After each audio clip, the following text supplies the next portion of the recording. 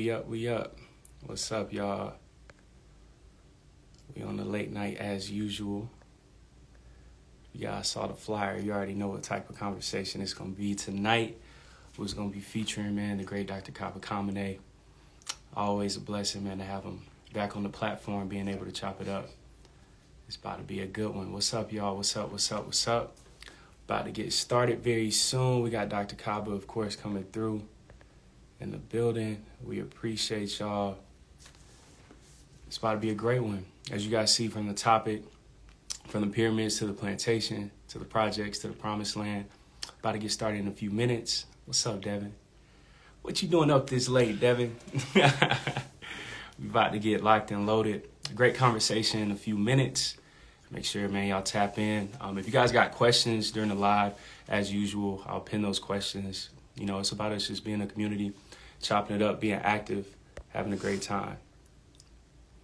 About to get started in a few minutes. Hope everybody's been having a great week, enjoying themselves. We're almost there to Wednesday, so we're almost there at the weekend, man. I just saw your text, Devin. Look, I wasn't gonna waste your time. I just got your text. Is it Sid's fault? It might be Sid's fault. Nah, it's not Sid's fault. It's my fault. I wasn't gonna waste your time. But, man, shout out to everybody. KT, the arts degree. Shout out to you as well. What's up, Dr. Kaba? I got you. About to send you that invite. And we should be able to get started.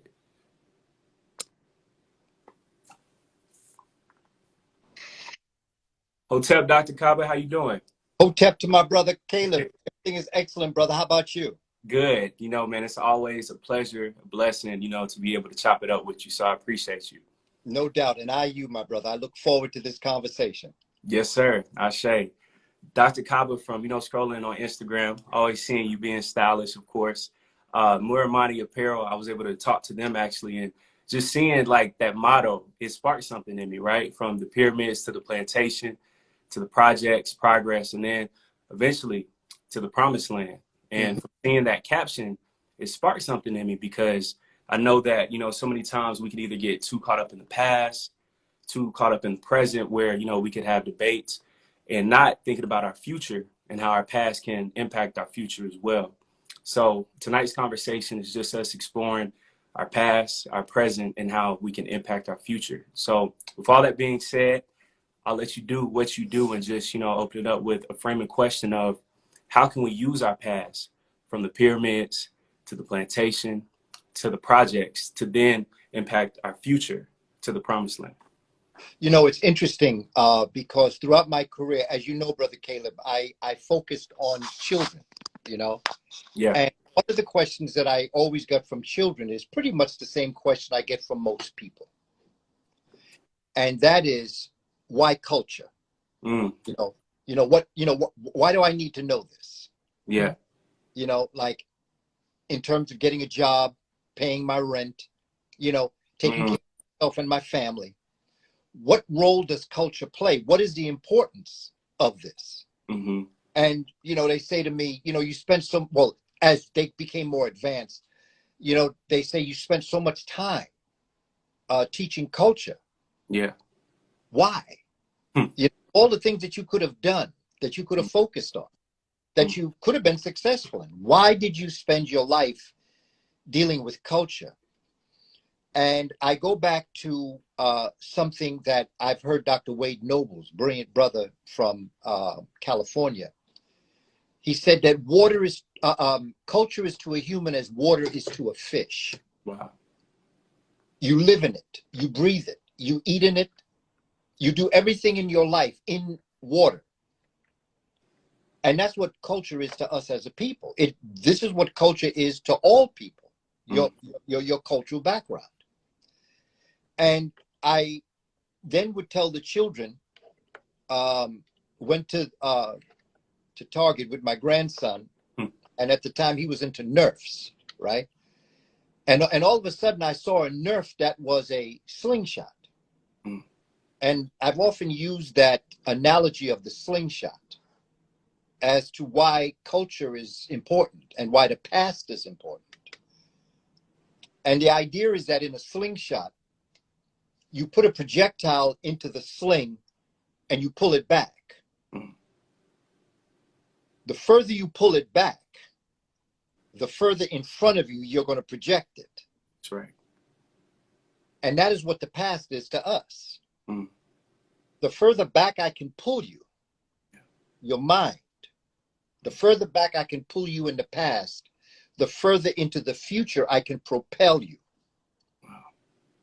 And that became so important to me in terms of understanding the role of the past. And one of the fundamental principles in military science is that one of the things that a person will do to oppress you is three things. Dr. Sheikh Anta Diop tells us in Civilizational Barbarism, his book.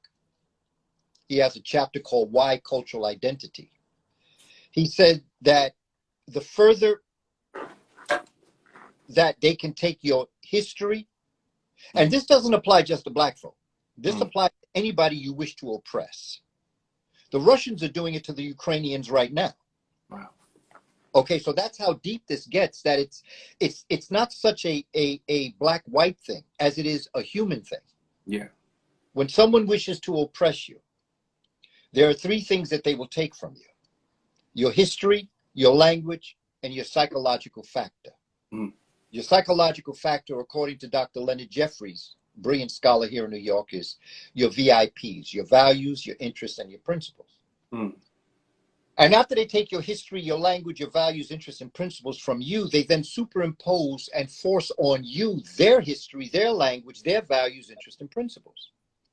And so in your life, whatever decision you make will never be in your best interest because you're looking at the world through someone else's eyes. Mm. Yeah.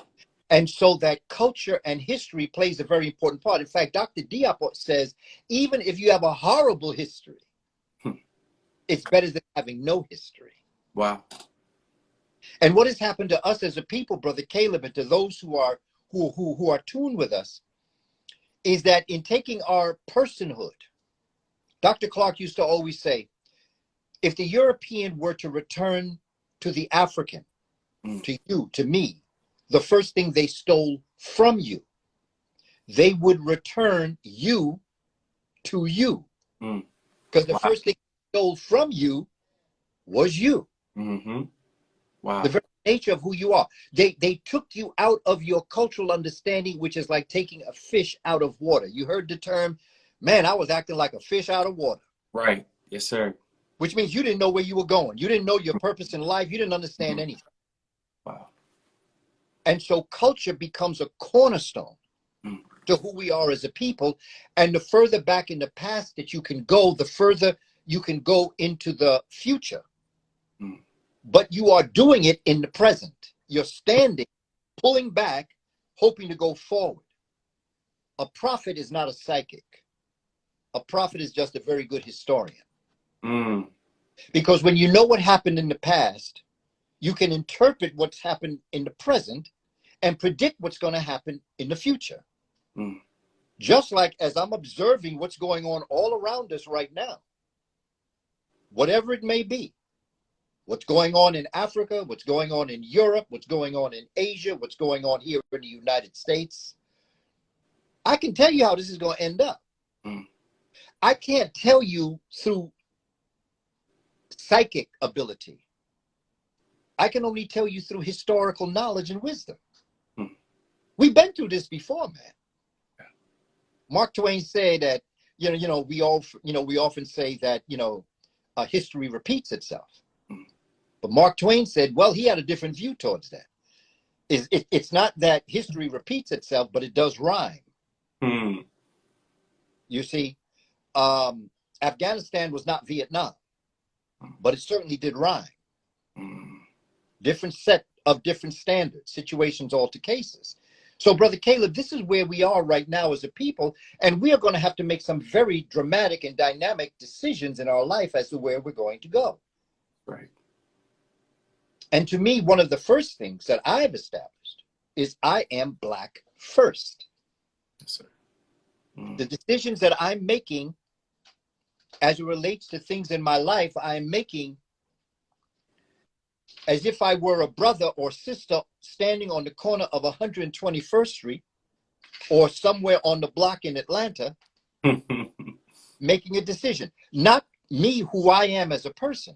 Yeah. Because, brother, I've been blessed in my life. I've been blessed in so many different ways, even growing up in the project, being presented with all of the dilemmas that many of my brothers and sisters that they were exposed to. I could have made decisions in my life that could have turned out totally different to where I am right now. Wow. But through blessings in so many different ways of being in the right place at the right time around the right people, having a phenomenal set of parents, my mother and father, dynamic African Americans, having a phenomenal sister, older than me, guiding me, always reminding me what it was really that I was about. I have been very fortunate. I've been able to get a job as a New York City teacher. I've gone through a process. I got a retirement plan. I'm blessed. But if my people ain't right, I'm not right. That's right. And that's how I feel. That's right. No matter what I may have. I don't believe in this nonsense when I hear people talk about, well, if I did it, they can do it. That's not true. And I know that. I grew up with brothers and sisters that when I go back to the project where I grew up, or if I see people that I grew up that turned out a different way than myself, I know what they went through. I know the options that they had. But by the grace of God, there go I. I could have been the same way. That's right. That's right. And I've never forgotten that, Caleb. We can never forget our people. Just because we escaped on the Underground Railroad don't mean that we're not going to go back to the plantation and pull our people through. I'm a Harriet Tubman kind of guy. Yes, sir. And that's what that's the role that the past plays for us. I love that. I love that. Dr. Kaba, you said a heavy bar, as usual, of if I made it, then you can make it. And so often we'll have Black billionaires, millionaires, and, you'll have white people say, well, Oprah, she did it. Jay-Z did it. Kanye, he did it. And oftentimes as well, we will have that inner white mind that, we will battle as Black people sometimes of not knowing who we are sometimes, or sometimes knowing who we are and avoiding our people and not going back to that plantation. I know more recently we had somebody like Kanye, Black billionaire, who wears a White Lives Matter shirt. How do we make sure that our Black elite sometimes don't forget us on the plantation and come back to the people? I'm doing a webinar. I'm developing it as we speak, Brother Caleb. There is something known as the imposter syndrome. Yes. Yes. And I've done some deep study in that. My daughter was the one that really began to express it, talk about it in different ways. And I asked her about it, and she was explaining to me what it was from her perspective. And again, this goes back to a dilemma that we face as a people. The very best way that I could describe it, for anyone that would like to kind of get deep inside of it and to understand it, is when our phenomenal, beautiful, brilliant, genius sister, Whitney Houston, joined the ancestors. I remember watching her funeral. It was on TV.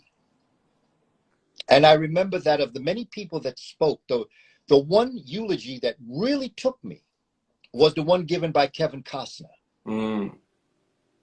It's about 20 minutes in length. And he talked about when he wanted her to be in The Bodyguard. Basically, what he was expressing was that she did not feel that she was good enough to take that role. She didn't know if she could do it. Now, when you see The Bodyguard in her acting, when you hear the soundtrack album, I Will Always Love You. When you hear that sister's voice, she was an extraordinary artist. And she was a beautiful human being that caught a disease. But that is the imposter syndrome. And this is what has happened to us as an African people. When they took our history and they took our language and they took our values, interests, and principles, and they superimposed their own over us. Basically, the imposter syndrome is that no matter how great you are, you always put yourself in a lower position to put other people above you. Wow. You might come out of a sports game, you might come out of a song, you might come out of a phenomenal activity such as the inventions of George Washington Carver. But in this civilization that deals with what we consider to be white supremacy, which I don't like the term because it's an oxymoron, because there is nothing superior about being white. Yes, sir. And I'm not speaking spiritually or humanly. I'm talking about science. I'm talking about everything that is white is recessive. Yeah. And everything that has color is melanated. Now, I want to be clear in what I'm saying, because I know that there are many brothers and sisters who may not have a lot of pigment in the skin. Yeah. And they ask me, well, where does that leave me? Your skin is the largest organ on your body. Melanin is in every organ and gland in your body. It's in every part of your body. So that you may have not much melanin in the skin, but you may be melanin rich in your internal organs and glands, in your neuromelanin in the brain. Right. And so I want to ensure that we understand what I'm talking about when I'm dealing with these concepts. They have made, and even to the point, the one thing that I found out in the movie about good hair, I didn't see it, but I heard about it. Women of European descent spend more money turning their brown and black hair blonde than black folk do straightening it. Wow. Everybody is reaching towards the blonde blue eye, not realizing that, as J.A. Rogers, the great scholar, told us, when you strip brown sugar of its protein and nutrients, it becomes white sugar. When you strip brown rice of its nutrients and its proteins, it becomes white rice. We could extend that to animals and end with us. Yeah. Again, I'm not speaking about superiority, inferiority. I'm speaking about dominant gene and recessive gene. And so that becomes important. Sherry, can I get the water, please? And I think that as we begin to move to understand the imposter syndrome, no matter how great we are, we tend to always think we're not that good. Yeah. We always think that their ice is colder than black ice. Yeah. Yeah. Wow. And so I say all of this because when it comes to Brother Kanye, I wish that somebody was in his life that could have guided him. This brother has issues. You know, my brother Caleb, in working with children, I've had the distinct honor of working with some of the most brilliant minds that I've ever known. But I also know that there is a stark difference between academic intelligence and emotional intelligence. Yeah. I have known students that never get below a 95 or 100 on the test, pass all the tests, but they're emotionally unstable. I have known young brothers and sisters who barely can get 65, but they're the future leaders of the planet. There's a difference. Yes. When you see a genius such as Kanye, when we see a genius such as Whitney Houston or Prince or Michael Jackson, we give them a platform that allows them to be able to present themselves as it relates to emotional stability, as if they're as much a genius in their emotions as they are in their gift. And they're not. They're unstable. Wow. And so when we see that he has millions of followers, if we could separate the genius from the emotional stability, we'd be able to handle. I like Kanye in where he is a genius. But I also know brother need help. Yeah. The same thing with Walker, Herschel Walker. Yeah. Yeah. Okay. Yep. In his skill, ain't nobody better. I'll give you another example, which I learned a lot about. And I have to tell you, it was a great lesson to learn. And it was a brother that I had just a phenomenal amount of respect for. I've seen documentaries here in New York years ago when he was on a program called Like It Is. He was interviewed. And this brother was just a genius.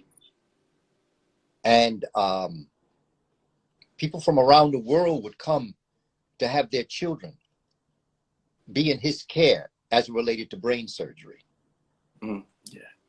I saw the brother, he played classical music, you know, because I'm into classical music. Yeah. Classical music is black music. Black folk brought the piano into Europe, okay?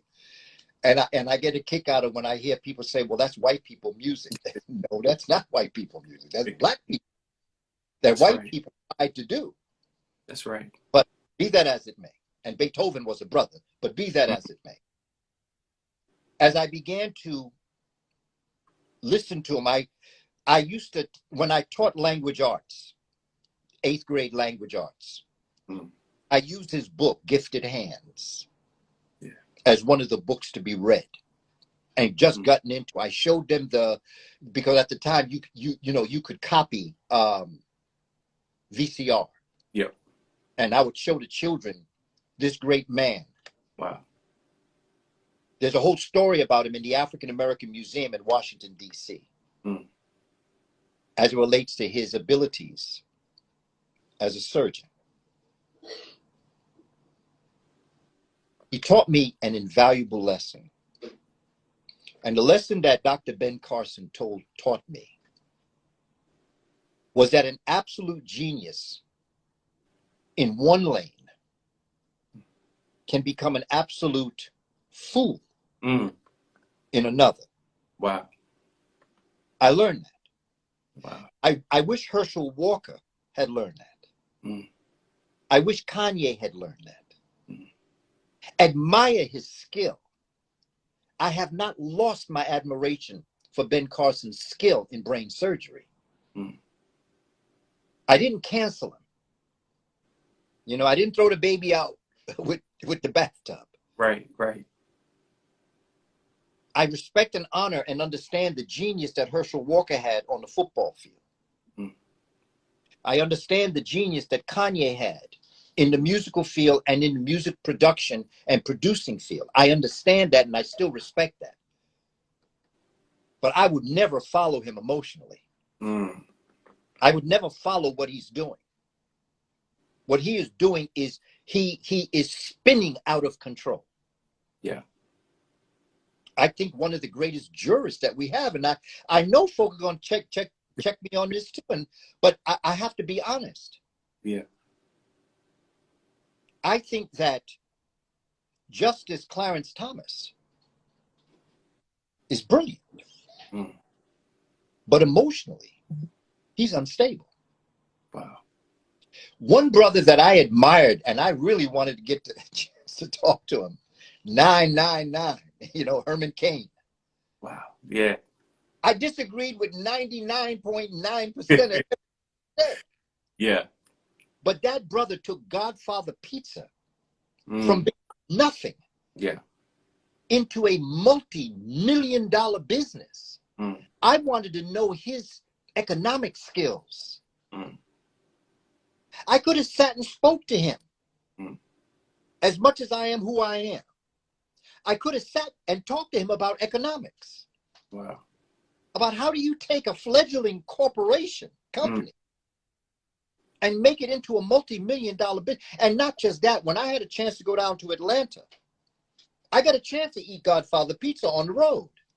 Because we don't have Godfather pizza up in the north here. I didn't know that. Wow.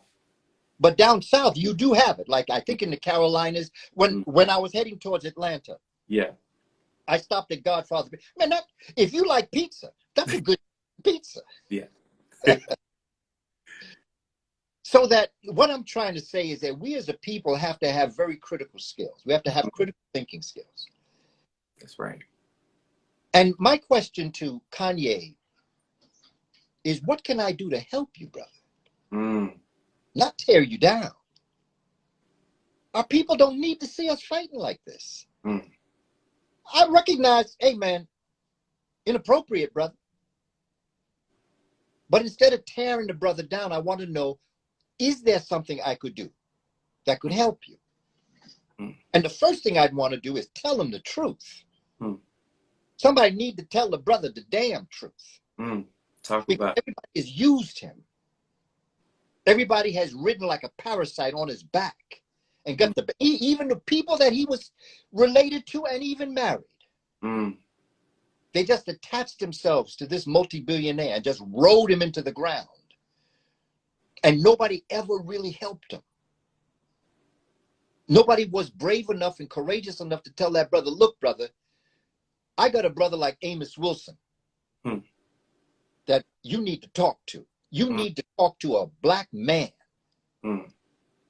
counselor or psychiatrist or psychologist, and get your stuff together.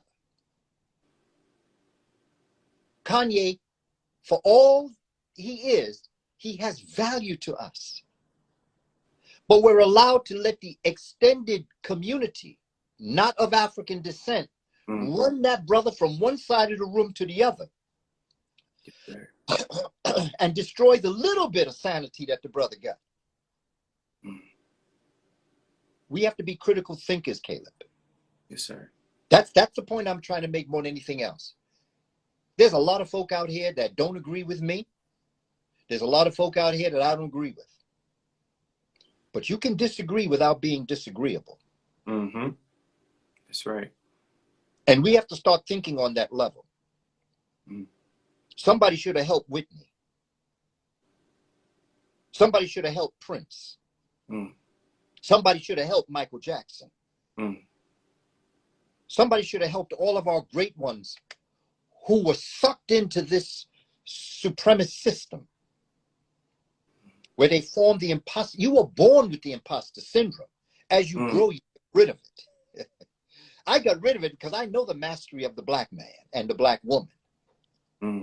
I know what we have achieved. And I'm not just talking about Egypt. I'm not talking about Kemet or Kush. I'm talking about the plantation. There were some royal people down on the plantation. Talk about it. Yes, sir. And that's what I meant when I was talking about from the pyramids to the plantations, to the projects, to the promised land. We have that DNA. It is epigenetically tagged in us. We have the pyramid builders, the genius of our ancestors. And we have those that were stolen from Africa and brought to America. And their history, their language, their values, interests, and principles were stolen from them. And that was hell. And then, through our fighting and our genius, they didn't want to give us everything we deserved, so they put us in the projects, which is like purgatory. That's right. It's a place for us to think about our conditions. And then from there, we rise to the promised land. We got it, Caleb. Your generation got it, man. Thank you. In your generation, your age, there's a DNA tag in you, Caleb, that said, there's something we can do. When I was your age, that tag was in me. That tag was in my father when he was your age and my age. And we handed this legacy down from generation to generation. And now your generation will pass it on to the next generation. Mm. And every time we get there, it's like when we sing, do, re, mi, fa, sol, la, ti, do. Okay? Mm. When you get to the second do, it's the same first do, but you're at a higher octave.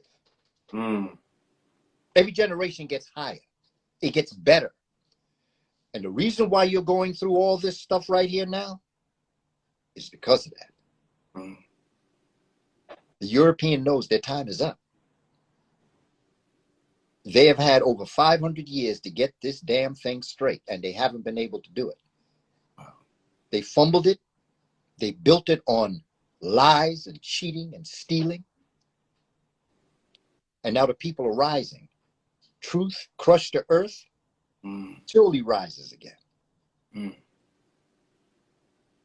And their time is up now. So now they're willing to do anything to survive. Wow. Time is up. Mm. Well, we get ourselves together, Caleb. Yeah. And that's what I plan on doing. Mm. And whatever I can do in terms of sharing the kind of knowledge, I don't care where you are. I spoke to a brother yesterday that got a PhD in food science. Wow. Okay, and he's got a sauce where he has extracted all of the harmful things in condiment. It's called num num sauce. Wow. I have to go online. I tried to go online last night. Time didn't do it, but I'm gonna go online tonight. Yeah. Check num num sauce. NUM sauce. Yeah, I gotta check that out. You can put that on your hamburgers or your French fries or whatever you're eating. Wow. That's black owned and black run, and he got it from his granddaddy. Mm. That was a secret sauce in the family that he's starting to market now. Mm. Dr. Lloyd. Wow. Okay, so there are things that we can do. Every generation get better. We didn't have a Dr. Lloyd years ago that was putting things together, but now we do. Yes. And I was telling the brother, because he's a younger brother. He's probably your age, somewhere in there.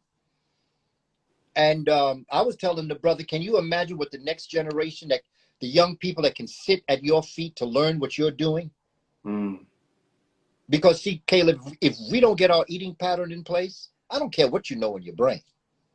If it's in a sick body, you ain't going no place. Mm. You can be as smart as you want, but if you're sick, you ain't going no place. That's right. We got to get our diet together. Mm. I'm in the process right now of doing a minor fast with Dr. Sebi. Wow. Product, but with his wife, Sister Ma'at. Wow. And so I've been going to Dr. Sebi since 1988. Mm. Because I realized that with all this information I'm trying to share with the community, if I'm sick, I ain't going nowhere. Talk about it. Yes. We have to get our health together. Mm. And I understand the foods that we ate, man. I put away more pork in my life. I mean, I used to judge a city by how their ribs were. I ate cold pig feet, pickled pig feet. I used to eat pig feet that used to be up on bar. When you go to the bar, they had pig feet on the bar. Wow. Okay. Hot pig feet, chitlins. Oh my goodness. Yeah, man, I ate that. Woke up, ate bacon. Wow. But then once I knew better, I had to do better. That's right. So I don't stand in judgment of our people. Because there was a time when I was kicking them ribs, man. I hear you. And enjoying it, because it's all in the sauce anyway. I was one of the early people who used to eat crack down on McRibs. Wow. So I don't come as a saint. I've done it. I got history. But once you know better, you do better. Mm. And so now that I know there's a num num sauce, now that I know that there is an ancient aura clothing jewelry line, 3150, Nubia. Nubia is down there in Atlanta.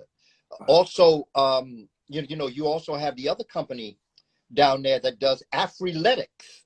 Wow. Right there in Atlanta. Gotta check them out.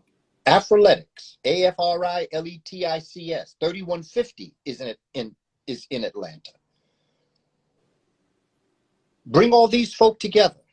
Yeah. Just like I'm so, happy, brother, HAPI, happy, to hear that you and brother Chase McGee is kicking it together. Yeah. To support each other, the things that you do are similar, but nobody does it like Caleb, and nobody does the voice of the ancestors like Chase. That's right. Y'all That's got right. your own thing. When That's you right. cooperate as opposed to compete, Mm-hmm. both of you win. Yeah. We got to come together. Yeah. And realize that it is in cooperation.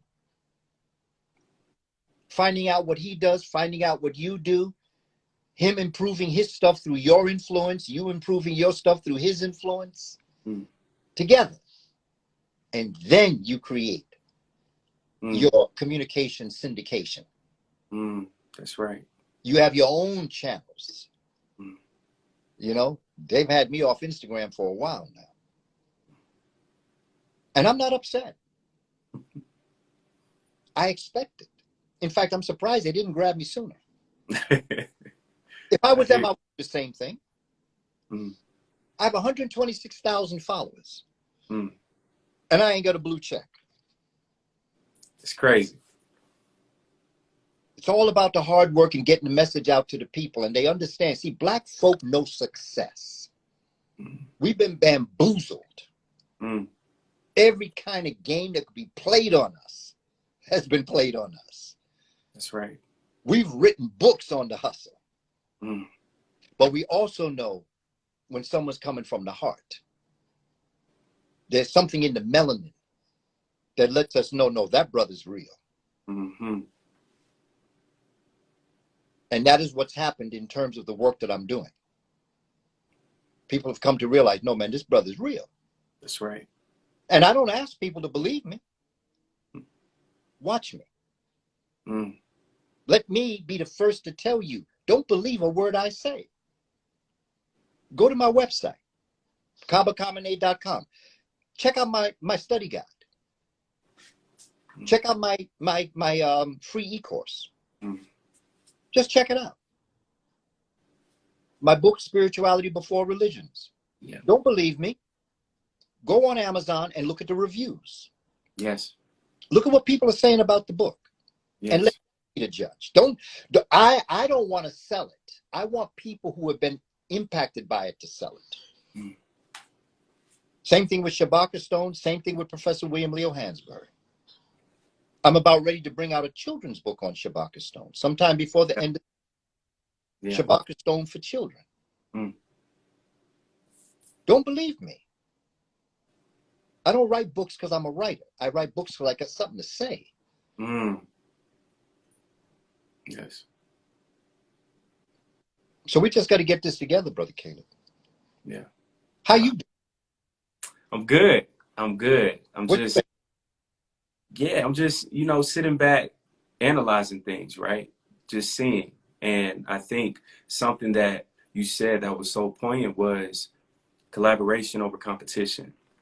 And I think for me, I've never been able to grasp that concept of why us as melanated people sometimes, especially, here in America, feel like we have to compete with each other when we can go so much further together.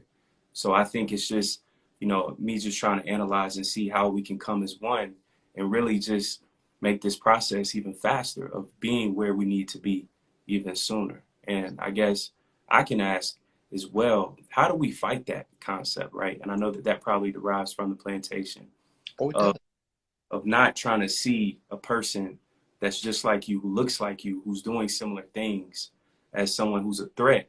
Instead of, this person is a tool just like I'm a tool for them, so we can overcome this system that's rigged against us.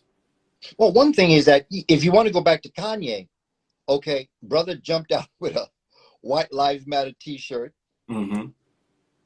with Candace Owens. Yeah. Everybody got upset, but ain't nobody did anything about it. But when he started to attack European people, then Adidas had to cut him. Talk about it. Yeah. Yeah. It didn't matter what he did to black folk.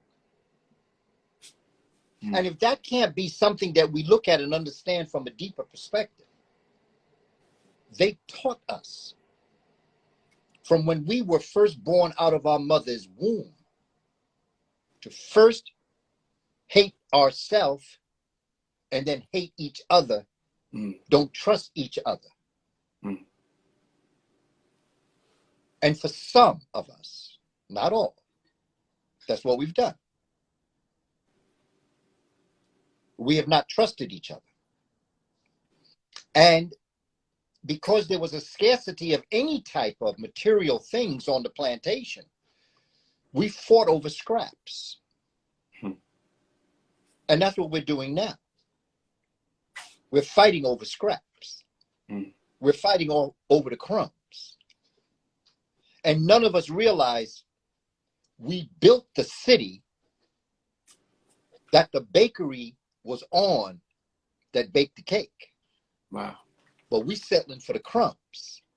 I want to own the city where the bakery is that baked the cake.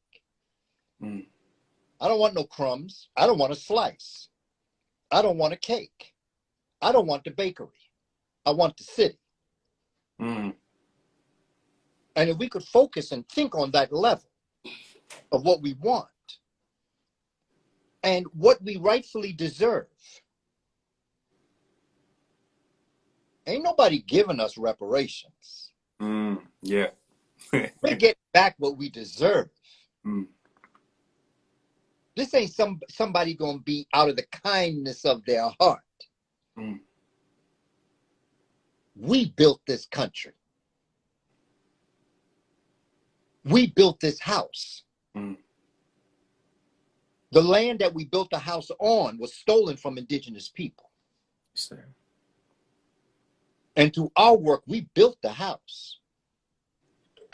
Immigrants that came here, they helped to furnish the house, but they didn't build it.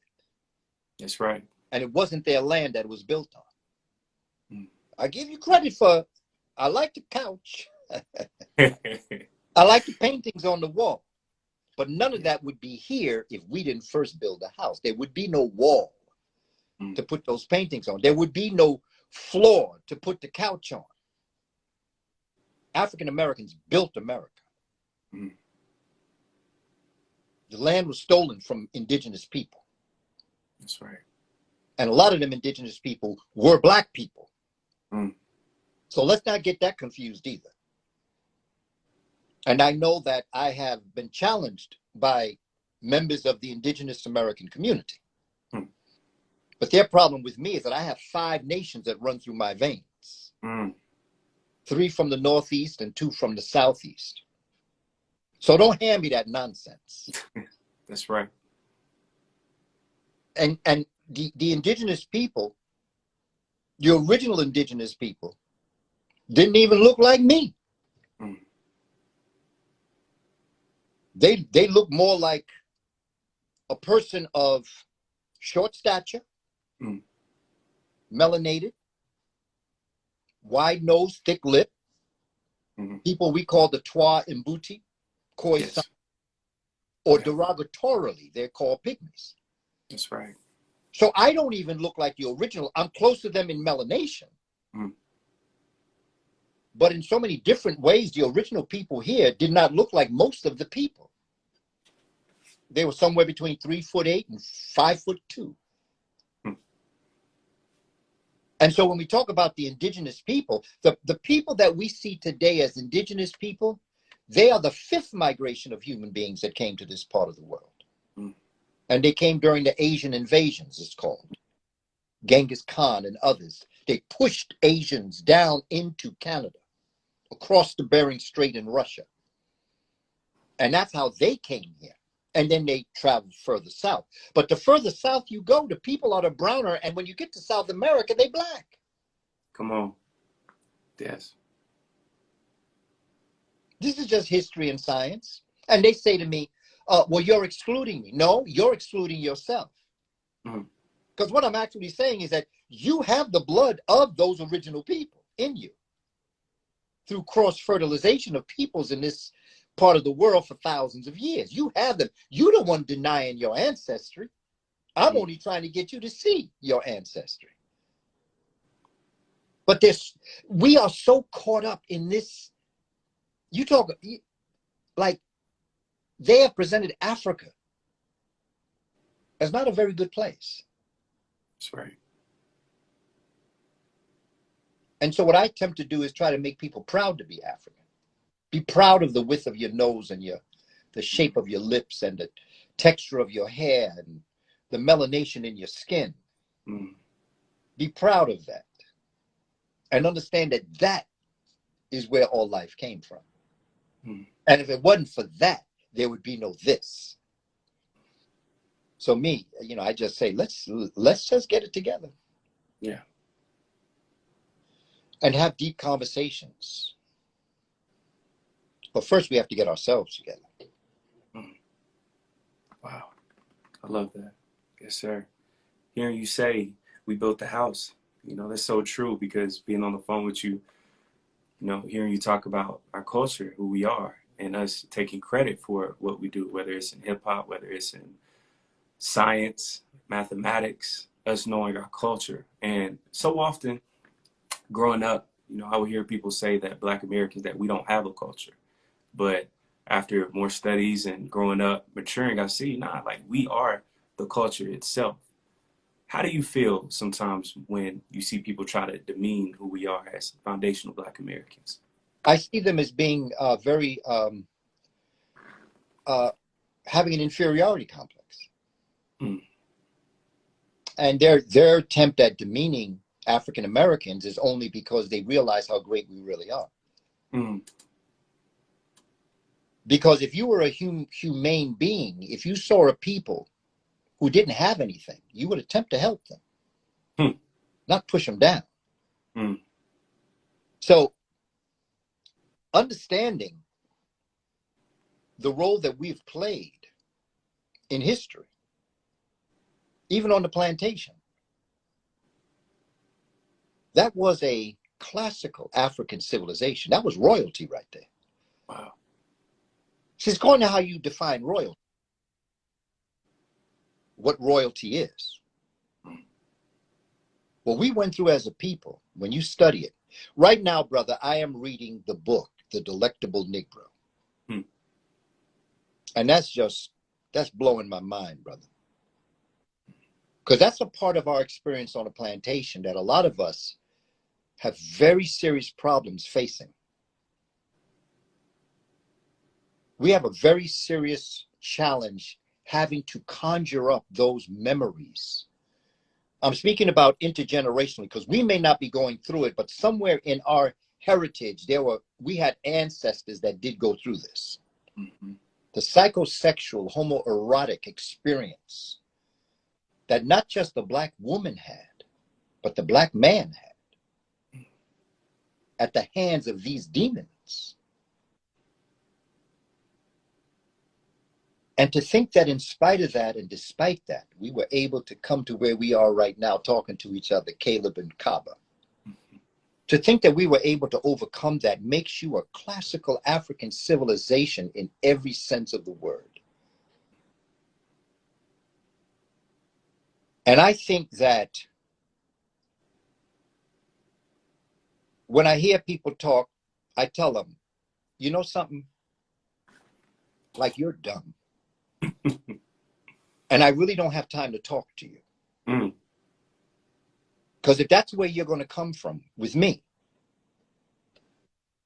then what can we say to each other? Mm. You don't know my history. If you do know my history, you don't want to face it. Mm.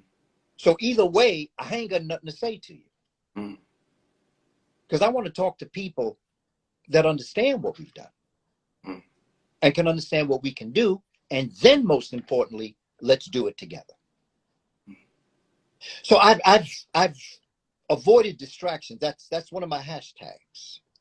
No distractions. And there will be people that will try to put you down. But when you know how great you are, Yes, nothing they say can touch you. Can't, MC Hammer can't touch this. yeah. Okay? Talk to the hand. You can't touch this. Yeah.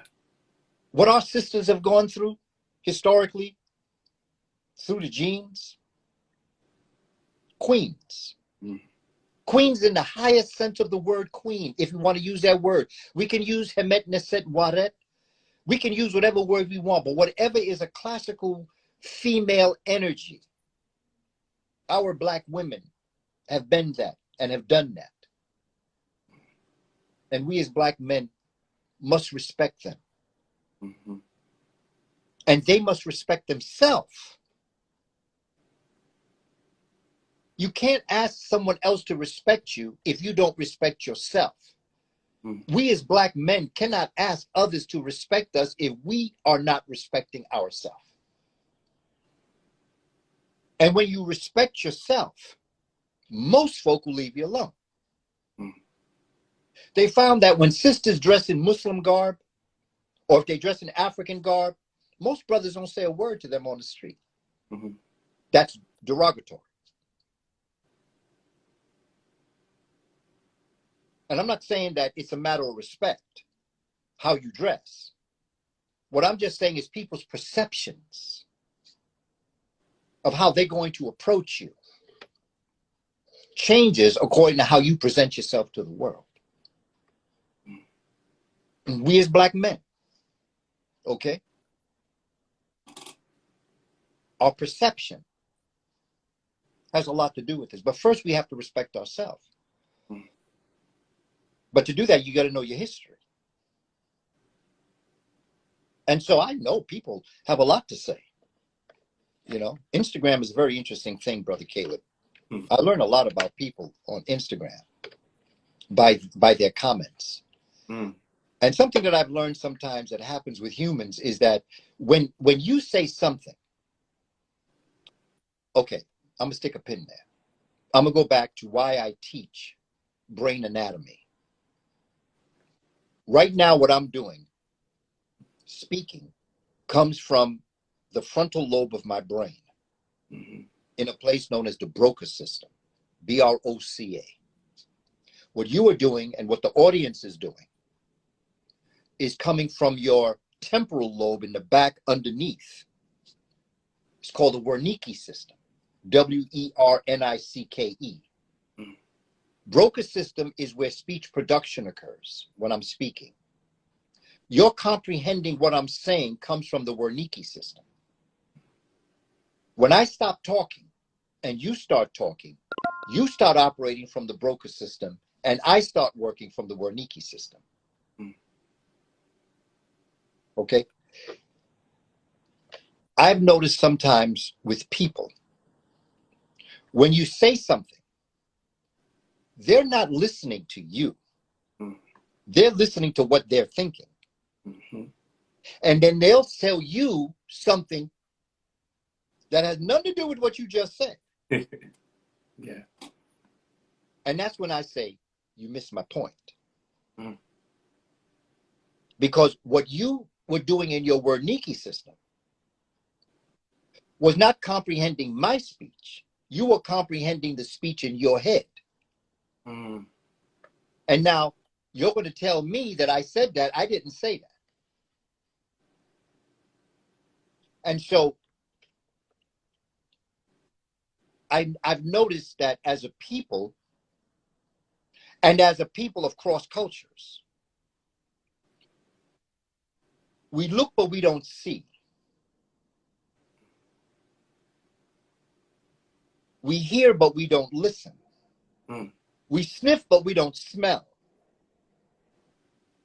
We think but we don't know. Yeah.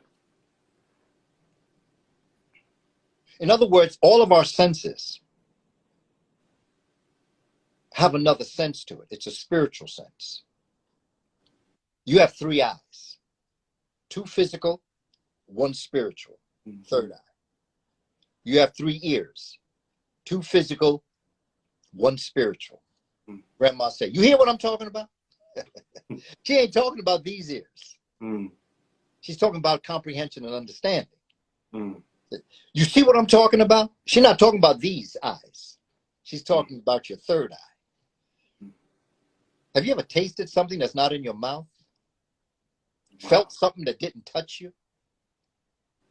You have 2 skins, 2 tongues, 3 ears, 3 nostrils, 3 eyes, 2 brains.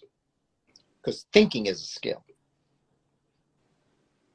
And I think as a people, one of the things that was taken from us is our ability to understand that third or that second aspect of the spiritual sense that we have. And they took that from us because they took us being from Africa. And when we lost our culture, we lost our spiritual common sense. Mm. And all of our decisions are coming out in favor of other people. Wow. Like a log and a swimmer. A log is, you put it in a water, turbulent water, and the wave come, push the log that way. Mm. Another wave on the other side come, push it over the other side. Wave come from up, push it down. Wave from down, push it up. But a swimmer can swim through the wave, can use his or her body to move away from the current, the force, and be able to control the direction in which they're going. Mm. A log cannot. Mm. So I ask our people, are you a log or are you a swimmer? Mm.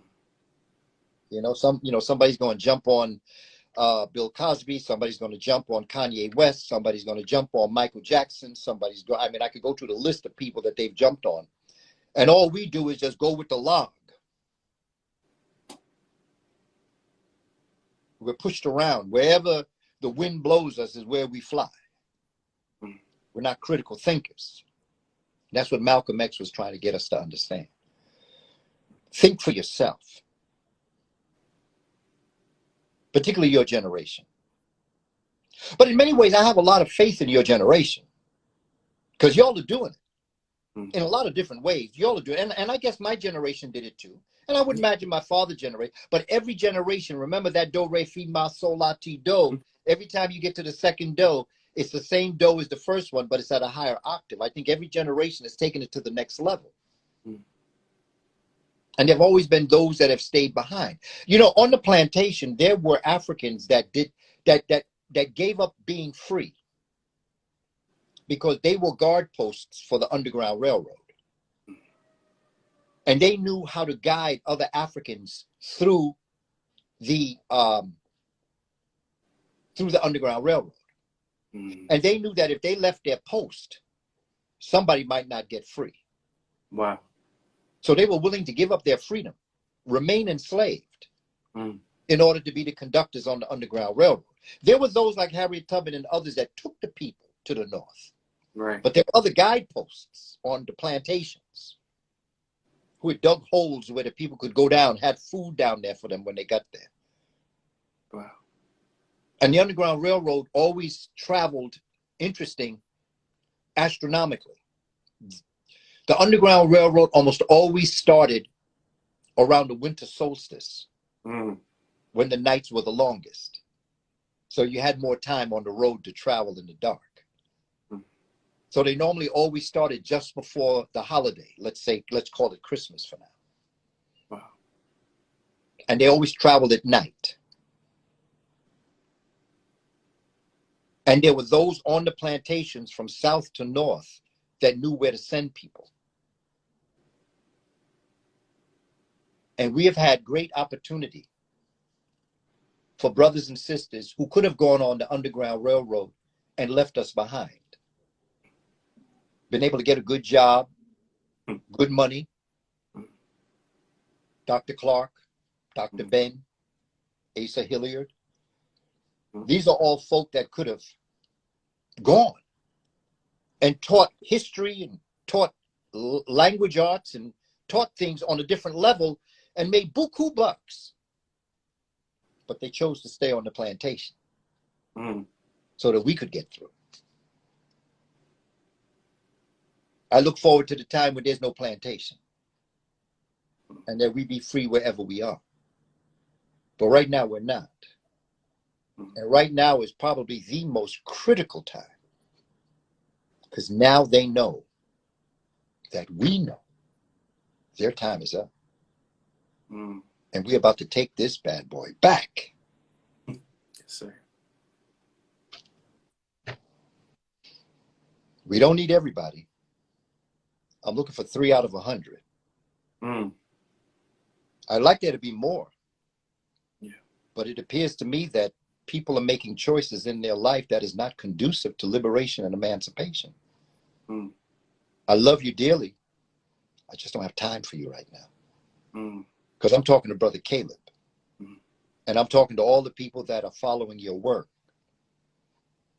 I'm talking to all the other brothers and sisters that I've had the great pleasure of being on their program, particularly the young family, because this information has to get to y'all. Yeah. You are the caretakers of the future. And we have to be talking to you. Who is talking to the young brothers out here? Everybody talk about, well, they don't vote. Well, have you gone to ask them to vote? No. Yeah. No. You know, have you stood on a corner where the brothers are congregated? And look, man, I'm running for city council. I see y'all hanging out here all the time. I want to build a place where y'all can go. It's cold now.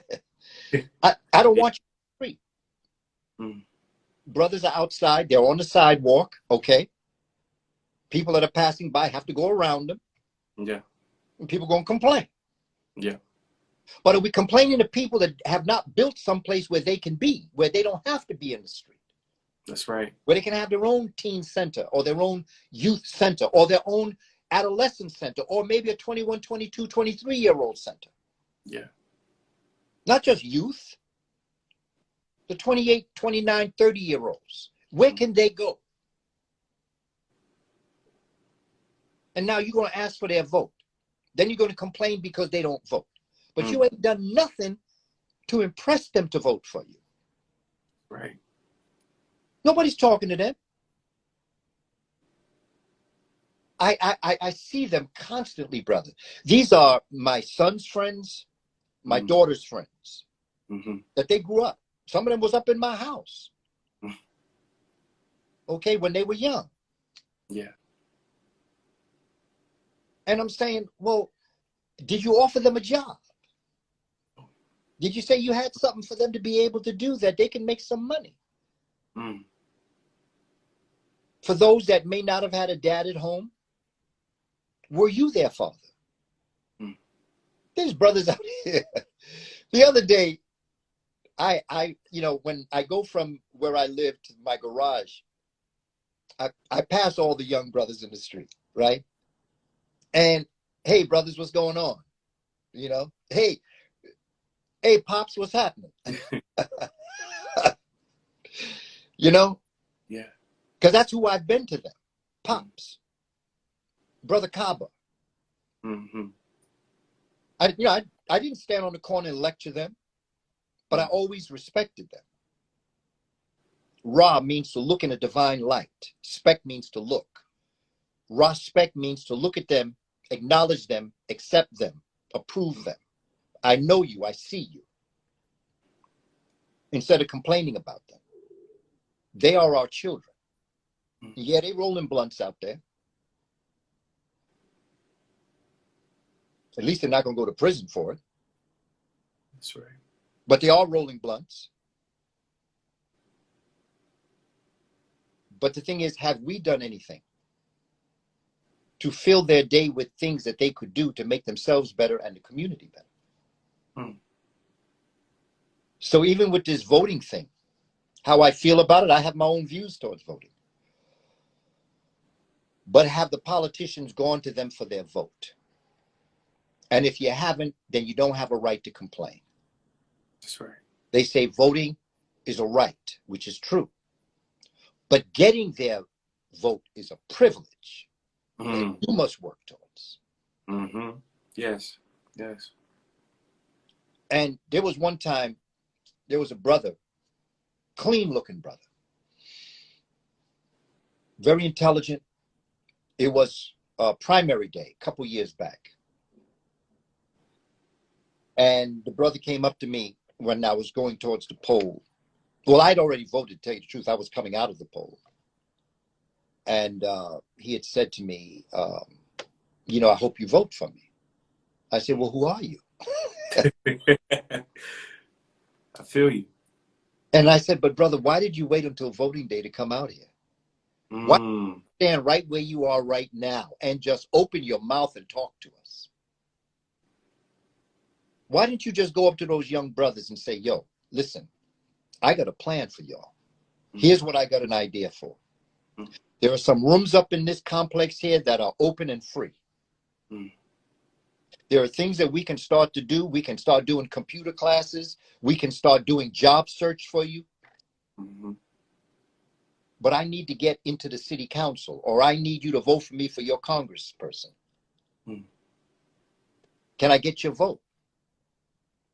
Okay, so you blunt. Okay, so put the blunt down, go up there and vote.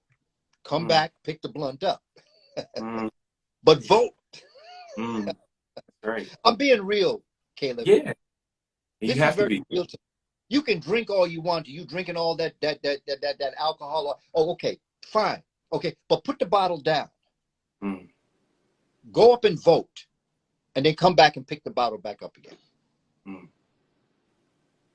You know, back in the day, there was a brother in Harlem. His name was Clarence 13X. Mm. He had been impacted by Malcolm X and by the Honorable Yeah. Elijah.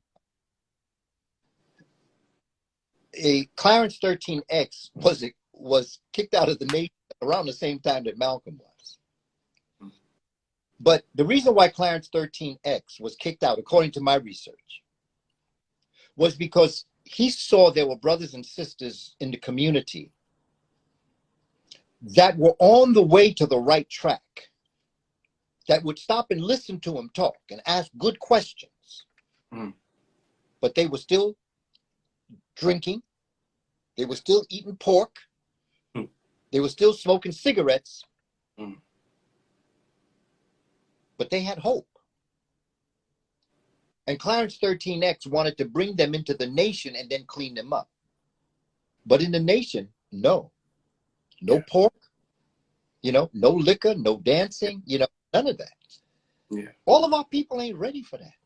Mm-hmm. They may one day be ready for that. Yeah. But they're not ready for that right now. Mm. And so I'm trying to be as practical as I possibly can be, talking to our people. Okay? And I'm trying to work it so that we can inch our way towards our liberation and emancipation for some of us. Mm-hmm. And there are some of us that are already on the way there. Mm. But I'm saying, don't forget them. Because if Elijah had given up on Malcolm, Mm. because he drank, Yeah. and he smoked, Yeah. he did a lot of things, but they didn't give up hope on him. And see what he became. You see who he became. And of course, Minister Clarence 13X became Father Allah, Mm-hmm. birth to the 5 percenters. That's right. Who gave birth to Jay-Z. Yeah. And to others. Yeah. The way I got onto the Wu-Tang album was through mathematics. Yeah. Because I understand I understand divine math and supreme science. Mm. And so what I'm dropping is that type of information that folk who have the ears to hear and the voice to speak understand what I'm saying. And to me, it just becomes very important that we continue this process. Wow. That was beautiful. Dr. Kaba, you've been so gracious with your time. One of my last few questions, probably have 2 to 3 more, is the plantation. You've been highlighting that, and I'm so appreciative because, again, so many times we can highlight Kemet, or we could try to talk about the present or our future, but we often want to overlook slavery, right? And being here, in the South, in Atlanta, people don't understand. Once you drive 30 minutes outside of the city, you have plantations that are still upright. You have cotton fields. And even just driving past it, walking around it, you can still feel that aura, those spirits. Mm. And oftentimes from being able to talk to you, hear you say something that I apply towards myself now. Anytime I feel like it's something challenging, or if I'm having a tough day, tough situation, I think about my ancestors who were on the plantation. Mm. So with us trying to be prepared for our future to the promised land, how do we tap in and use that energy and not overlook our ancestors from the plantation as well? Oh man, I have such a regard for them Yeah. in every aspect of their existence and what they have done and what they did. It's a profound respect for them. And like I often tell people, if I even dream I'm having a hard time, I wake up and apologize. Mm. Because again, when you study the history of the plantation, when you read The Slave Community by Blassingame, when you read the works of the slave narratives, like I told you, right now I'm reading The Delectable Negro. Right. Read the books on slave breeding and what they did to us. And you understand our struggle, our achievements, our near achievements, and things that we just did not achieve. There's a profound respect that comes upon you to understand that those ancestors dwell within you. If I took you back 500 years, there's a brother that got his PhD in math. There's a brother that he and I spoke years ago when he was going through the process of getting his PhD. And I was talking to him about my concepts of math. Well, he called me after he got his PhD. And I talked to him about what I'm about to tell you. And he said to me, well, there is a formula. There isn't necessarily a name for it, but there is a formula in mathematics that you're applying. And it's called the exponential expansion equation, E to 3. Exponential expansive equation. And what that says is that you have 2 parents, 4 grandparents, 8 great-grandparents. And then you go back to your great-great-grandparents, great-great-great-grandparents. And there's a mathematical formula for this. That if you were to plug in the values for those ancestors, if I took you back 500 years, if I took you back to 1522, from 1522 until 2022, when you think about your ancestors, and you thinking that you're alone, for you to come into existence, doing the math, and I thank Ancestral Footprints for them bringing this to my attention, you would have 1,048,576 human beings came into existence to bring you into existence. That's how many ancestors you have in you for the past 500 years. What happened if I took you back 5 million? 1,048,576 over 500 years through the exponential expansion equation.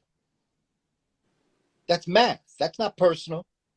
That's that's not trying to make things grandiose. That's just doing a math problem. So those ancestors made it possible for us to be here. And if nothing else, we don't owe them anything. We owe our children. They did what they did. I tell people, I don't do what I do for my ancestors. I do what I do through my ancestors for the children, in the hope that they will do for their children. I don't pay back. I pay forward. So when I think of what our ancestors went through, and okay, I'm gonna tell you another story, okay? And people get on my case. I was trying not to do it, but I had to do it. I had to stop playing R. Kelly's music. Mm. And it just bothered me, man. But I had to do it for a lot of different reasons. I have my own. I know how to separate the genius of the man from the life of the man. Mm-hmm. They're just decisions that you have to make. But the reason why I say this is because I used to teach at Rikers Island, prison here in New York. Yeah. And I know, my brother Caleb, you probably know all these stories because I've done this interview with you for quite a long time. I love them. For those that may not know the story, yeah, I was asked to participate and sort of kind of help them develop for the high school students, because they have a high school in Rikers Island. Mm-hmm. They asked me if I would help coordinate a right to pass program. Yeah. And so I developed this right to pass program. This was back in the 90s. And in developing this program, all of the young brothers who were incarcerated had something to do, they all took part in the activity, and it happened in the chapel. Okay. And there was this one brother that his contribution to the ceremony was to sing. This was in the 90s now, before all this happened with R. Kelly. I Believe I Can Fly. And I was sitting there. Now, he didn't sound like R. Kelly at all. The brother sounds sad. I'll tell you that right now. But the quality of what I experienced was in the fact that he sounded the way he did. Mm. Because when you listen to those words in prison, in a prison, because to me, the Christian chapel, my bad, I got to say it, was a prison in the prison. Mm. In fact, there are some people that go to church out here now and you're in prison, but that's a whole side story. I'll leave that alone for now. Some are not, but some are. Yeah. But when I listened to those words of I Believe I Can Fly, it transported me back onto a plantation in the 1700s. And those words became so clearer to me. And I encourage us to just look at the words and think of being on a plantation, and that's what somebody's singing. I came to an understanding that when I began to hear those words, and I'm looking out at the chapel with these young brothers out here, and I'm listening to these words, and the brother don't sound like R. Kelly. All of a sudden, I came to realize that when our ancestors called out to their God for help, they were manifesting us into existence. And I came to realize that the work that I'm doing now, I am manifesting our future children yet that are born. I'm manifesting them into existence by what I am saying, what we're doing right now, Brother Caleb. We are manifesting our future. They don't understand that. They never understood what they were doing when they did what they did. They were manifesting a Homo perfectus, a super sapien, into existence. I have advantages that our ancestors did not. That's right. But the advantages I have are directly attributable to what they did. I am on their shoulders. And if you see me, it's because they've hoisted me on their shoulders. And you see me. Otherwise, I'd be behind the fence. You wouldn't see me. But because we are on the shoulders of our ancestors, our children are looking at us. We are manifesting the future through understanding the past. And whatever language we speak now as it relates to English, there is no such thing. Well, there is such a thing. They call it slave talk. But can you imagine the greatness of a Igbo, Yoruba, Kuba from Congo, speaking their own basic language, yet learning English as they did? Right. And to be able to use it in a way that they could sing gospel songs and at the same time be masking their emancipation and liberation. Our brothers and sisters in Brazil masking a martial arts in dance. Yeah. That's powerful. When you go to the Dominican Republic, our brothers and sisters, there is a very popular dance and music called merengue. That dance came into existence because when they stole Africans from Africa and brought them to San Domingo, which is Haiti and the Dominican Republic combined, when they would work them in the sugar fields or in whatever plantation they were working, they chained the Africans ankle to ankle, one right ankle to the next enslaved person's left ankle. And to pass the time, they would dance in the field. They put their hips into it. Mm. And that struggle to pass the time of pain became the merengue. Mm. We are a phenomenal people. That's right. Who do the very best that we can in the times that we're living. That's why don't put us down. I know we're all doing the best we can with what we have, whatever it may be. I often say grandma was close to Jesus. You know, they gave Jesus three fish and 2 loaves of bread. He fed thousands of people. Our grandma did the same thing. Mm. She could take potatoes, onions, rhubarb, whatever that she had, and she could feed the community. That's a genius. Okay, wasn't nobody going to Harvard, you know, wasn't nobody getting degrees. But they had PhDs in life, man. My daddy used to say, you know, sometimes when I would think I was being slick, he said, man, you so slick, you don't pass yourself sliding. And I think sometimes we get so haughty. Malcolm X said, never forget, there was a time that you acted a certain way when you didn't know this. So don't be getting cute with yourself now that you know a little something. And now you're looking back at your people, talking to them. Because remember how you were when you didn't know it. And that's how I see our ancestors. They may not have had all the things that they had or should have had, but they did the best they could with what they had. Dr. Sheikh Anta Diop didn't have a Sheikh Anta Diop. He did the best that he could. John Henry Clark didn't have a John Henry Clark.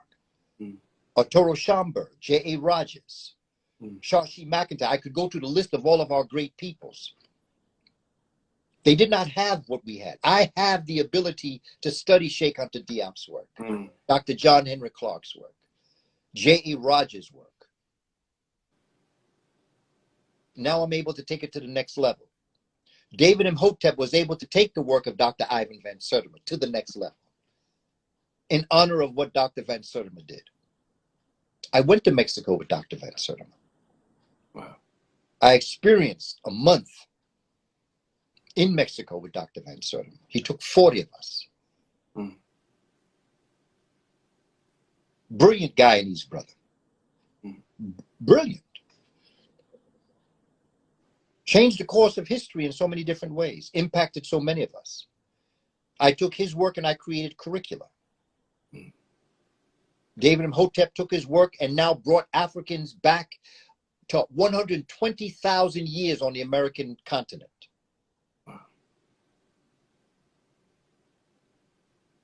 And we have other scholars that are doing great work. They're taking the best that they have. The work that I'm doing, I'm correct. But I know I could be more accurate. But that's for the future generations. I don't have in my lifetime to do what needs to be done. There'll be people 30, 40, 50 years from now that may look at my work and say, you know, that brother was correct, but now we're going to make that more accurate. So they're going to take my work to the next level. There'll be those that follow them that will take their work and take it to the next level. Remember the do, re, mi, fa, sol, la, ti, do. Okay? Same do, higher octave. Yeah. I take their work to the next level. Others will take my work to the next level.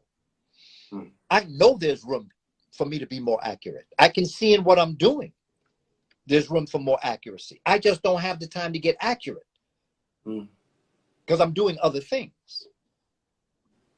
So I think that as we move forward, brother, these are the things that we'll do. Step by step, little by little. Don't frustrate yourself. Anything past your best is stress. And stress will kill you. And then what good did it do? Wow. Phenomenal. Dr. Kaba, very last question. You killed this. I had a phenomenal time as usual.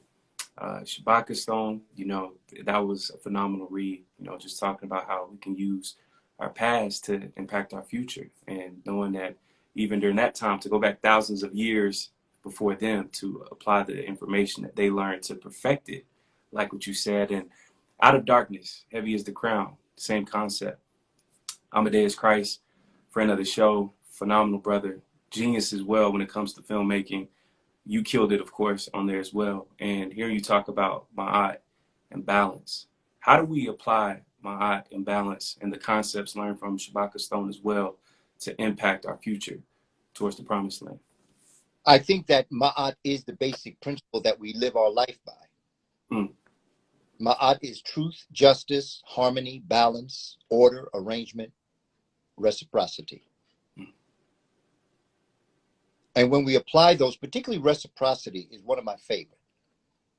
See, we know truth and justice. We know what that is. Harmony, balance, we know. Order and arrangement, we know.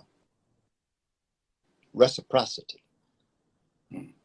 The idea of knowing that what go around, come around. To know that you shall reap what you sow. If a human being knew that what he or she did would come back on them, really believed it, they would think twice before they did a lot of the things that they do. Right. And if you knew that at the intensity of what you did, good or not good, it would come back on you sevenfold. Whatever you did is going to come back on you 7 times with the intensity that you did it in the first place. You'd be careful before you hit somebody, knowing that there was going to be a punch come back to you 7 times as hard as what you hit. That's right. And if you gave somebody a gift that would transform their life, that gift would come back on you 7 times to transform your life. You sometimes would be more prone to give a gift than a punch. If you really believed. So when I see how people act, and I think of reciprocity, it's like when I talk to children, I have a rubber ball and I'm standing in front of a wall. And I say to the children, how many of you do I have to convince that if I throw this ball up against the wall, it's going to come back? The children say, oh, no, it's going to come back. Because they know the principles of rubber and the wall, the laws of physics. Well, the same thing holds for reciprocity. It's cosmic physics. You shall reap what you sow in one way or another. And so in applying ma'at to our life, as we move through life and we have those thoughts, They say you think ma'at, speak ma'at, you do ma'at. That was the life path. You think ma'at, you speak ma'at, you do ma'at. Ma'at's husband or counterpart, because ma'at is a female energy. Her male counterpart is Tehuti, Right. who is wisdom, knowledge. And when you think of that balance of the righteous path of ma'at, it is knowledge, wisdom, and understanding that puts you on the path. You can't be on the path if you don't have the wisdom, knowledge, and understanding. And you can't have the knowledge, wisdom, and understanding if you're not on the path. So there's a natural marriage. There's a natural complementary force that brings Ma'at and Tehuti together. And that is what our ancestors, no matter what they may have called her and him, when you go back into the Yoruba tradition, when you go back to the Akan tradition, when you go to Central Africa, when you go down into Namibia, into Southern Africa, the Kush and the Kemet, that is the legacy that they've left us. The harmony, balance, truth, justice. That's what the cosmos lives. They live that concept. And so in living that concept, you then make it a part of your life.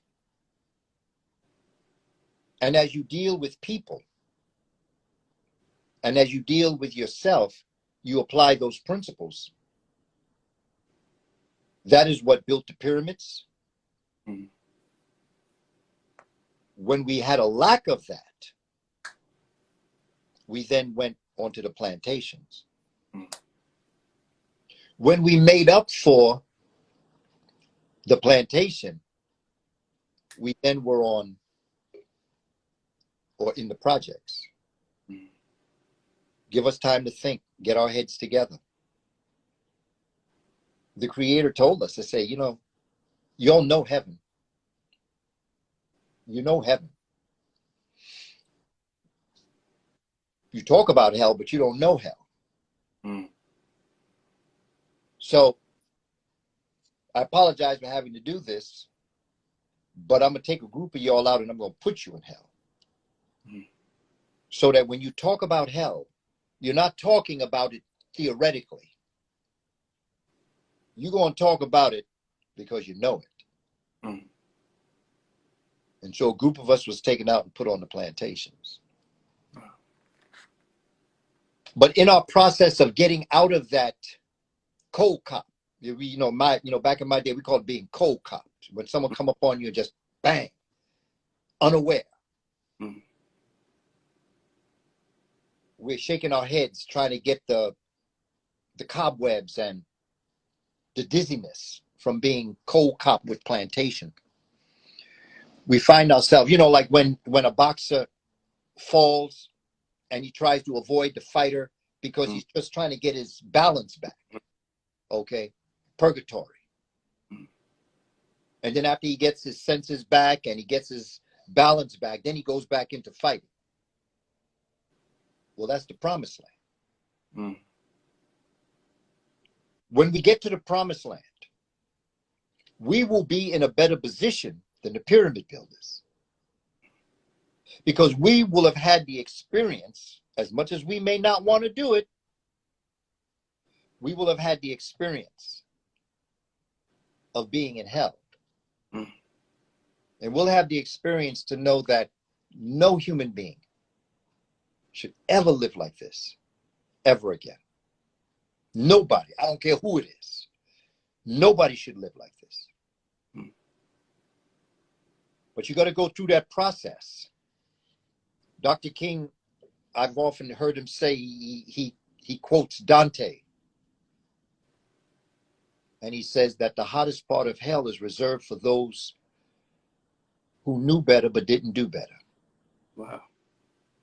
The hottest part of hell isn't even for the people that did it. It's reserved for the people who knew better but didn't. And this is where we are right now. And we as an African people are the one people very uniquely placed in the world, if not in America, to be able to right this wrong. Nobody has been through what we've been through in America. Nobody has. The reason why every immigrant comes to this country is because of what the African American did to make them be able to benefit for a better life. We did it through our blood, our sweat, our tears, and our lives. We did this. The foundational Black American, the African American, the Moorish American, whatever we want to call ourselves. We did this. And still we rise. And still we have the capacity to get on 3 million iPod. And to be able to talk to our people in a way to encourage them to understand what we have to do for the future. That's powerful, brother Caleb. You know, and I'm just proud of the work that you're doing. I'm proud of the direction that you're heading. Thank you. And I just want you to know that you're on the right track. Thank you. You just keep on keeping on. And know that the work that you're doing is making an impact on other people's lives. Thank you.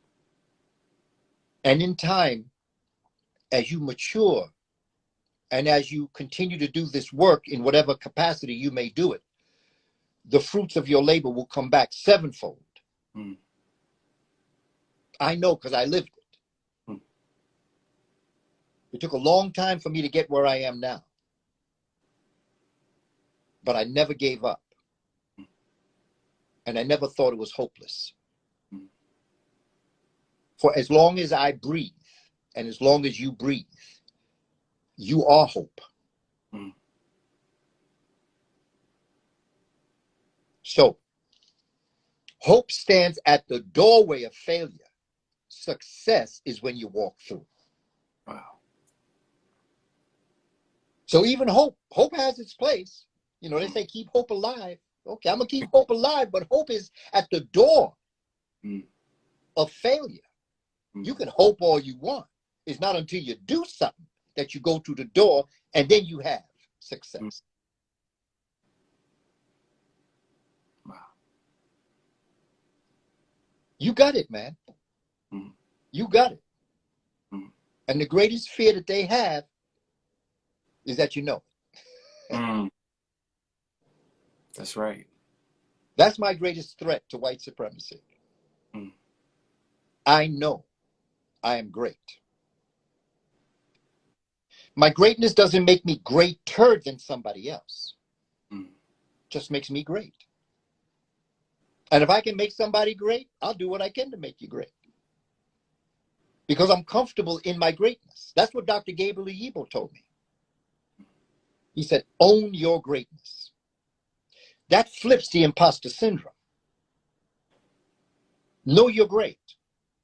But at the same time, that greatness doesn't make you greater than somebody else. Your competition, like when we're talking about to work together cooperatively, I believe in competition. But the competition that I believe in is that because I've had this phenomenal, wonderful opportunity with you today, I'm a better person than I was yesterday. And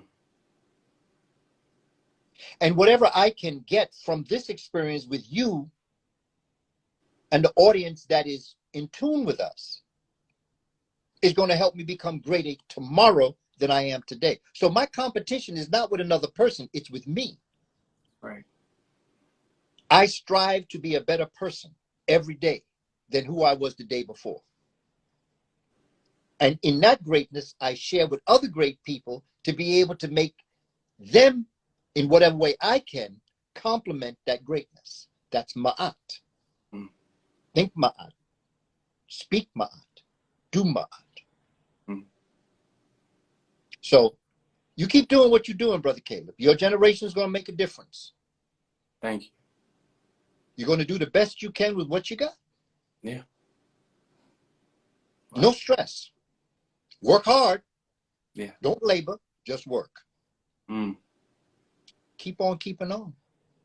Yes, sir. It ain't no till we win, brother. That's right. Solar power is the future wealth of the planet. Teach the children solar power. A civilization is only as great as the source of their energy. Mm. And I encourage those that are listening, please go to my website, www.kabakamene.com, KABAKAMENE.com. And go to my Instagram page. I call it the Meeting at the African Square. It's where I have my community bulletin board, where I tell people where I'm going and the things that I'm doing. You go to the link, you know, I have different things, my streaming system and my books that I've written. And be on the lookout for my next book, Shabaka Stone for Children. Yeah. And we just gonna make this happen, man. That's it. That's it. Elder, you already know, I say this all the time, but I truly mean it. We appreciate you. We love you. Beyond grateful for your time, your presence, your wisdom, understanding, and your love. Thank you always. So we always have a home here. And of course, you know, as said before, anytime you're back in Atlanta, I got you. So, no doubt. Looking forward to it, brother. Yes, sir. You know, we gonna go down to Slutty Vegan and get something to eat. Oh yeah. Hey, you already know about it. Yep. You know about the spot. Oh, that's perfect. That's perfect. And no doubt. And for those that are in the DMV area, yeah. Maryland and Washington, D.C. and Virginia, I'll be with our brother Tariq Nasheed at the Reparations. So if you want more information, you can go to rallyforreparations.com. Yeah. More information. We'll be at Freedom Plaza. Yeah. And that's on November, correct? November 5th, Saturday, yeah. November 5th. Mm-hmm. So if you get the opportunity, come on out. We got some things we got to talk about. We have to get what we talk about when we talk about reparations. We have to get that clear. Mm-hmm. Because once we understand what it is, then we can understand what we want. But more importantly, we can understand what we want to do with it. So we're going to keep on doing this, brother. And I love us. I love you, Brother Caleb. You keep doing what you do. I'm proud of you. Jay, thank you. Humbled by that. I received that, Elder. Keep doing what you're doing as well. We love you. Keep killing it. And you always have our full support. So we appreciate you again. You be safe. Your son as well. He does amazing work. Yes. His family, everybody. So we appreciate you. Be safe. Enjoy, the rest of the evening, your family, everyone as well. And you have a wonderful week. Thank you. Brother. Yes, all sir. Power. Yes, sir. Peace. Peace.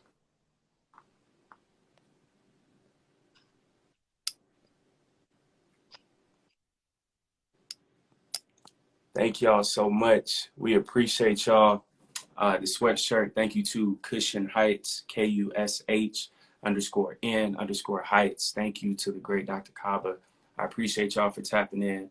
I understood. My team, everyone gave me word it was people trying to block the live. You know how Instagram is when we have great conversations. But hey, that's expected. So make sure to subscribe to the podcast. You can hit the link in the bio. We have great conversations. Red Pill, Blue Pill, KT the Arch Degree, Supernova Sloan.